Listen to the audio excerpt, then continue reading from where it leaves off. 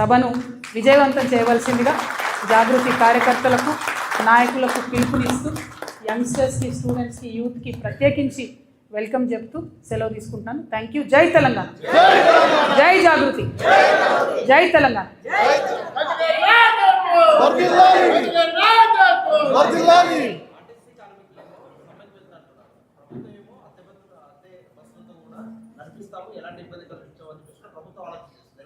Exactly లెక్కలేనితనం అండి. కార్మికులు అంటే లెక్కలేనితనం. ఇవాళ జరుగుతున్నది ఏంటిది? ఆర్టీసీలో మొత్తంగా ప్రైవేట్ ఎలక్ట్రిక్ బస్సులను కొనుక్కొచ్చి, అవి కూడా కొంటలేరు, కిరాయికి తెస్తారు. కిరాయికి తీసుకొచ్చి దాంట్లో ఆర్టీసీ డ్రైవర్స్ కాకుండా ప్రైవేట్ డ్రైవర్స్ని పెట్టడం, అంటే ఆర్టీసీ వర్క్ ఫోర్స్ని అంతా కూడా తగ్గించేసి ప్రభుత్వ ఆర్టీసీ ఉద్యోగులు లేకుండా చేసి మొత్తంగా ఆర్టీసీని ప్రైవేట్ పరం చేసేటటువంటి ప్రయత్నం చేస్తున్నారు. దాంట్లో అవినీతి దాగి ఉంది, ఉన్నటువంటి ఉద్యోగాలను తీసేసేటటువంటి కుట్ర దాగి ఉన్నది. అన్నిటికన్నా ప్రాబ్లం ఏమవుతుందంటే గవర్నమెంట్ ఆర్టీసీ డ్రైవర్లు వెల్ ట్రైన్డ్ ఉంటారు, భద్రంగా బస్సు నడపగలుగుతారు.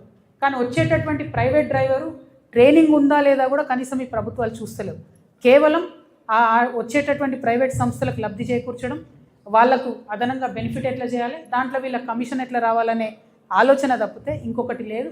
రాష్ట్ర వ్యాప్తంగా కూడా చాలా డిపోలలో ఓన్లీ ఎలక్ట్రిక్ బస్సులను పెట్టుకుంటా ఉన్నారు. ఆ ఎలక్ట్రిక్ బస్సులలో కూడా ఆర్టీసీ డ్రైవర్లు ఉండాలి, గవర్నమెంట్ డ్రైవర్లు ఉండాలని చెప్పి మేము డిమాండ్ చేస్తున్నాం. ఏదైతే ఆర్టీసీని విలీనం చేస్తామని చెప్పి మాట ఇచ్చి కాంగ్రెస్ పార్టీ అధికారంలోకి వచ్చిందో దాని ఊసు లేకుండా ఇవాళ కార్మికులంతా కూడా మరి ప్రశ్నిస్తుంటే కర్కశంగా అణచివేసే ప్రయత్నం చేస్తున్నారు. కాబట్టి ఆర్టీసీ కార్మికులకు మేము భరోసా ఇస్తూ ఉన్నాం. ఖచ్చితంగా మీ వెంట మేము ఉంటాం, గట్టిగా ఫైట్ చేద్దాం, మన హక్కుల్ని సాధించుకుందాం. Thank you. జై తెలంగాణ.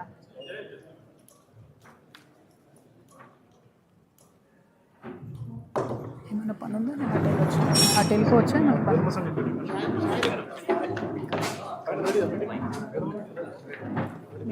మన